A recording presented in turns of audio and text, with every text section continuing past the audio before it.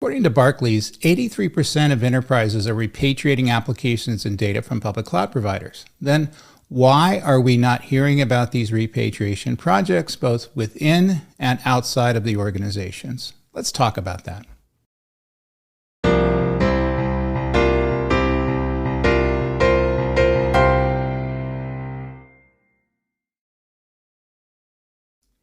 Welcome to the Cloud Computing Insider. This channel explores the ins and outs of cloud computing without an agenda or following to the narrative set by big tech marketing. We look at what works and what does not, and the actual value of this technology in a balanced and information-forward way. If that interests you, please subscribe, like, and comment. I'm your host, David Linthicum, author, speaker, cloud and AI architect, top 10 AI and cloud influencer, B-list geek, and over-the-hill mountain biker. Let's get started. So as you heard in the introduction, 83%.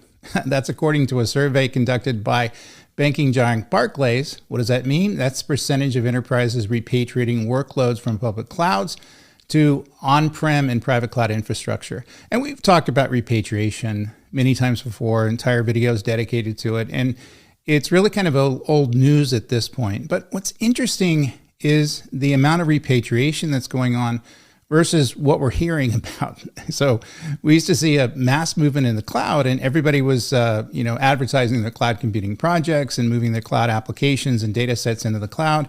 But now that many of those applications and those data sets are being repatriated back to the original on-prem systems, we're not hearing a lot about it. And so there seems to be a mismatch between the statistics that I'm seeing in terms of the amount of repatriation that's being done out there and the actual enterprises that are reporting on the repatriation projects. And I'd like to spend some time discussing that because I think it's interesting. So Barclays isn't the only source amplifying this figure. For the past few years, analyst firms such as IDC have reported that somewhere north of 70% of enterprises are repatriating workloads to on-prem and hybrid cloud infrastructures.